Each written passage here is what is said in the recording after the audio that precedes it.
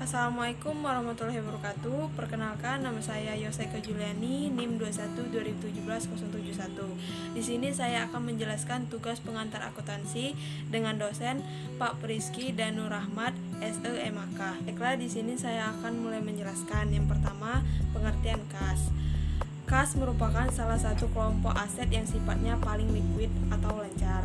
Yang kedua, surat berharga. Surat berharga adalah surat pengakuan utang, wesel, perseroan terbatas, saham, obligasi, sekuritas kredit, atau setiap derivatif dan surat berharga atau kepentingan lain, atau suatu kewajiban dari penerbit dalam bentuk yang lazim diperdagangkan dalam pasar modal ataupun pasar uang.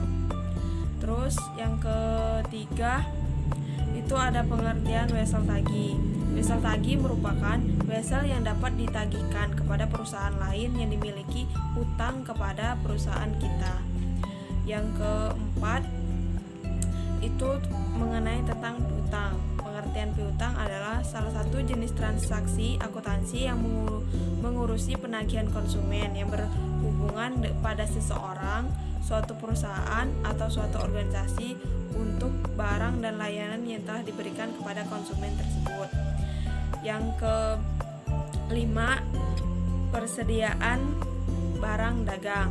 Persediaan barang dagang adalah aset perusahaan yang dibeli dan disimpan untuk dijual kembali dan mendapatkan keuntungan. Yang selanjutnya, pengertian perlengkapan. Perlengkapan atau peralatan adalah barang-barang yang dimiliki perusahaan yang bersifat habis dipakai ataupun bisa dipakai berulang-ulang, yang bentuknya relatif kecil dan pada umumnya bertujuan untuk melengkapi kebutuhan bisnis perusahaan. Yang selanjutnya tentang beban biaya di muka. Beban biaya di muka adalah biaya operasi khas yang telah dibayarkan sebelum jatuh tempo. Selanjutnya itu pernyataan atau investasi. Pernyataan modal adalah aktivitas investasi dalam bentuk kepemilikan saham secara langsung pada perusahaan yang bergerak dalam sektor atau proyek infrastruktur di mana kepemilikan saham tersebut tidak ditunjukkan untuk dimiliki secara permanen. Yang selanjutnya itu pengertian aset tetap. Aset tetap adalah aset berwujud yang dimiliki untuk digunakan dalam produk atau penyediaan barang atau jasa untuk direntalkan kepada pihak lain atau untuk tujuan administratif dan diharapkan untuk digunakan selama lebih dari satu periode. Selanjutnya tuh aset tak berwujud adalah aset non-moneter teridentifikasi tanpa wujud fisik.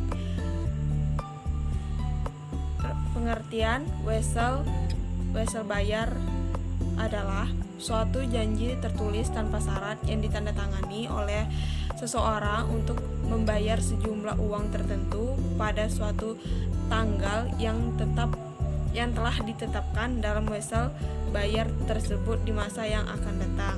Dan selanjutnya pengertian utang usaha.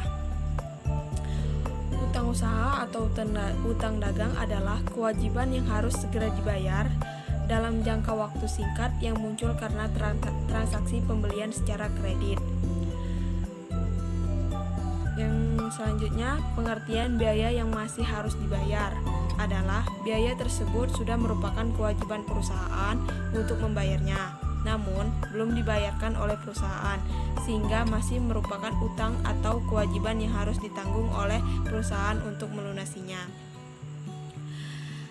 Pengertian pendapatan diterima di muka adalah pendapatan yang sudah diterima di kas negara, tetapi belum menjadi hak pemerintah karena masih terdapat kewajiban pemerintah untuk memberikan barang atau jasa di kemudian hari sebagai konsekuensi penerimaan pendapatan di kas negara tersebut.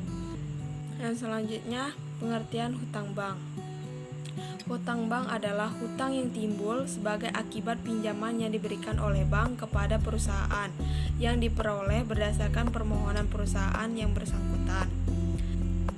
Yang selanjutnya, utang hipotek. Utang hipotek adalah utang yang menggunakan aktiva tetap sebagai jaminan. Selanjutnya, utang kepada pemegang saham atau perusahaan afiliasi adalah pinjaman yang diberikan oleh pemegang saham di luar setoran modal. Selanjutnya itu tentang akun modal. Akuntansi modal pada perusahaan perseorangan disertai nama pemilik, sedangkan akuntansi modal pada persekutuan disertai dengan nama sekutu. Pada perusahaan perseroan terbatas, akuntansi modal disebut dengan modal saham.